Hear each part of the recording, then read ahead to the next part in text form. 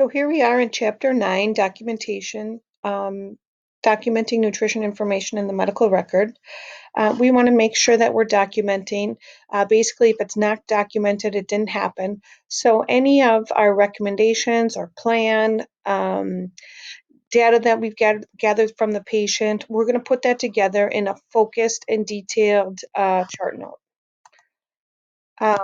Some examples of things that are documented. We have the diet manual, which we talked about and showed the example in class, where it is readily available to all caregivers and it specifies each therapeutic diet that our facility offers and then gives instructions and applications for them. So again, that tool is useful to help with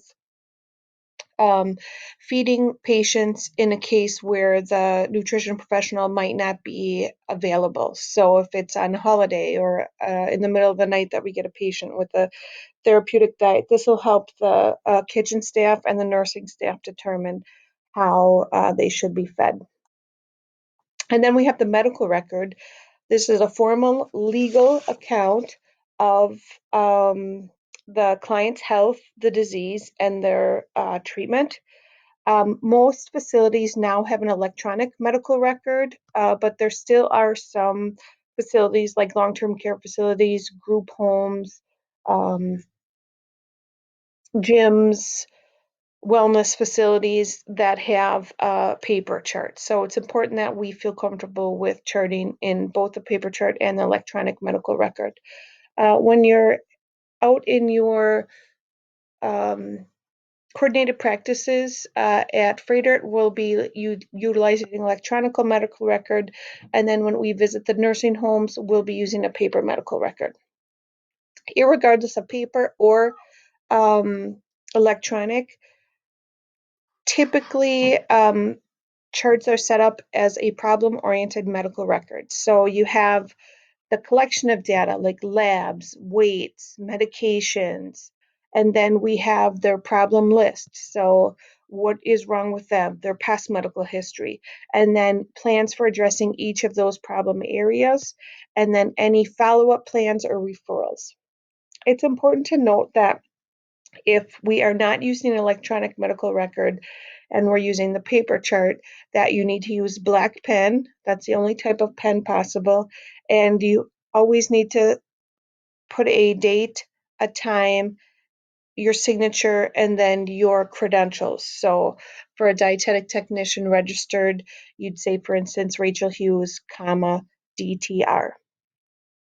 And then we can never erase or cross things out in the medical record. We would, if we made a mistake, we would put one line through our mistake and then our initials next to that mistake and then continue going on.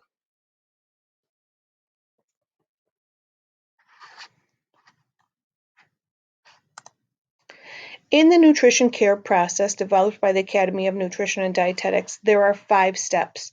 So first we do the nutrition screen like we talked about in Chapter 7, and then we complete the nutrition assessment that we've completed we discussed in Chapter 7.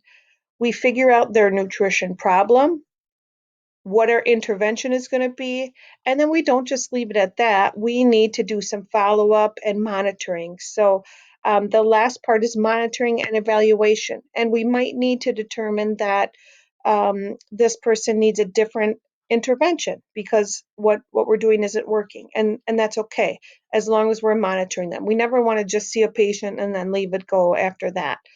We want to make sure that we're following up to determine that their labs have improved or that their knowledge of their diet, they've mastered it, or they're able to communicate what they need to do for their nutrition problem.